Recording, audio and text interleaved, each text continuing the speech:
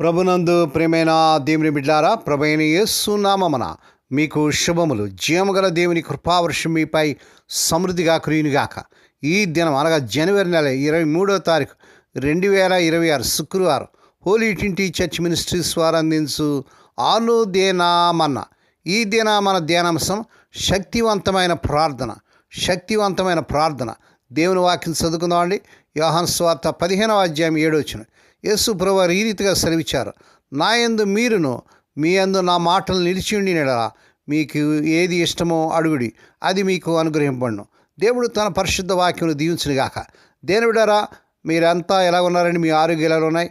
రాత్రంతా మంచి విశ్రాంతి తీసుకున్నారా? మీకోసం అనుదినం కూడా ప్రార్థన చేస్తున్నాను. ఈ వర్తమానాలు ప్రతిదినం కూడా వింటూ సబ్స్క్రైబ్ చేస్తూ లైక్ చేస్తూ షేర్ చేస్తున్న మా ప్రియులందరికీ ప్రభు పేరట వందనాలు.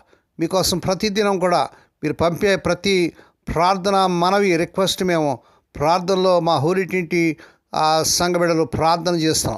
దేని బిడ్డరా, దేవుని వాక్యాలు మనం చూసినట్లయితే యేసు ప్రభువారు ఈ చక్కని మాటలు ఆయన శిష్యులతో చెప్పారు.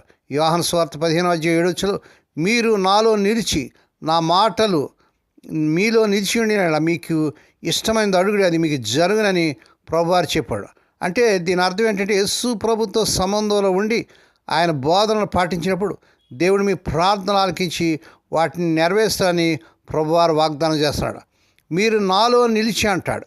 యేసు ప్రభుతో నిరంతర అనుబంధం ఉండడం, ఆయనతో సన్నిహిత సంబంధాన్ని కలిగి ఉండడం, నా మాటలు మీలో నిలిచి ఉండిన ఎడలా అని అంటున్నాడు. యేసు ప్రభు బోధలు మీ జీవితంలో పాటించడం, వాటిని మీ ఆలోచనలో క్రియల్లో ప్రతిబింబించేలా చేసుకోవడం.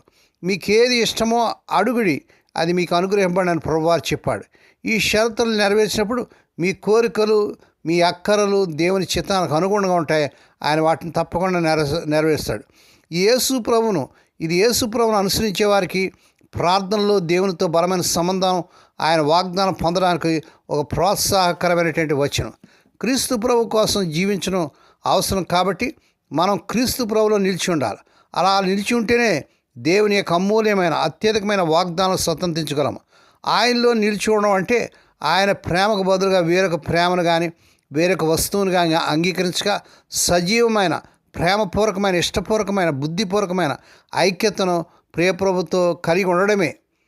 కొమ్మ దాని కాండాన్ని దగ్గర ఉండడమే కాక దాని నుండి ఎప్పుడు జీవాన్ని శక్తిని పొందుకుంటూ ఉంటుంది. అలాగే దేవుని బిడ్డలమైన మనము క్రీస్తు ప్రభువును నిలిచి ఉండి అనంతమైన దేవుని శక్తిని పొందుతూ ఉంటాం. ఇది ఆయన కృపాశ్రమం దగ్గరే జరుగుతుంది. మీకేది ఇష్టమో అడుగుడి అంటాడు ప్రభువారు. ఎంత గొప్ప వాగ్దానం అండి. దేవుని బిడ్డ, ఈ ఉదయకాలంలో మరి ఈ టైంలో నువ్వు ఏది అవసరమో, మరి నీకు ఏ అవసరతలో ఏ కష్టంలో ఏ సమస్యలో ఉన్నావో ప్రభు దగ్గర అడుగుడి మీకు ఇవ్వబడును, వెదుకుడి మీకు దొరుకును, తట్టుడి మీకు దొరుకును, అడుగువానికి దొరుకును, తట్టువానికి తీయబడిని ప్రభువారి మత్తయి సువార్తలో వాగ్దానం చేశారు. ఈ వాగ్దానం దేవునితో నడిచి హానోకుల కోసం, యేసు రొమ్మును ఆనుకున్న యోహానుల కోసం, క్రీస్తు ప్రభుత్వ నిరంతరం సహవాసం ఉన్న అందరి కోసం ఇవ్వబడింది. దేవుని స్తోత్రం కలుగును గాక. దేని బిడ్డ, మరి ఒక్క హానోకు యోహానులు పాత నిబంధన భక్తులు కొత్త నిబంధన భక్తులకి ఇవ్వబడదు అనుకోకండి. ఈ వాగ్దానం ప్రతి వారికి చెందుతుంది కనుక మీరు విశ్వాసంతో ప్రభు సన్నిధిలో అడగండి. హృదయపూర్తిగా ప్రేమలో నిలిచి ఉండండి. మనస్ఫూర్తిగా విశ్వాసులు వేరుపారు ఉండాలి. నిరీక్షణ పూర్తిగా వాక్యానుసారమైనదై బలంగా ఉండాలి. విశ్వాసి సంపూర్ణంగా ప్రభువులో లీనమైపోవాలి. ఈ విధంగా ఉండకపోతే ప్రార్థన ఫలితం పొందలేమండి. నేను కాను క్రీస్తునందు జీవించున్నాడని చెప్పగలిగే వారికే ఆత్మ స్వాతంత్రం అనుగ్రహించబడుతుంది. పౌలు భక్తులే అలా చెప్పగలడు. ప్రభుతో నువ్వు సహవాసం కోల్పోతే నువ్వెంత బలహీనుడు అయిపోతావో చెప్పలేవు. నీ ప్రార్థన శక్తివంతంగా ఉండాలంటే ప్రభువు నీలో ఉండాలి, నువ్వు ప్రభువులో ఉండాలి. ఆ నాయందు మీరును మీ అందు నా మాటలు ఉండినలా మీకు ఏది ఇష్టమో అడుగుడి, అది మీకు అనుగ్రహింపండి అన్నాడు. వాగ్దానం చేసిన దేవుడు నమ్మదగిన దేవుడు. ఈ వాగ్దానం ఎత్తి ఉదయకాలంలో దేవుని బిడ్డ ప్రార్థన చేయండి. ప్రభు తప్పకుండా మీ పట్ల అద్భుతాలు చేస్తాడు, ఆశ్చర్యకార్యం జరిగిస్తాడు. దేవుడి మాటలు దీవించునుగాక. ప్రార్థన చేసుకుందామండి. పరిశుద్ధుడైన మా తండ్రి, నీ పరిశుద్ధ నామమునకు వందనాలు స్తోత్రాలు చెల్లించుకున్నాం నాయన.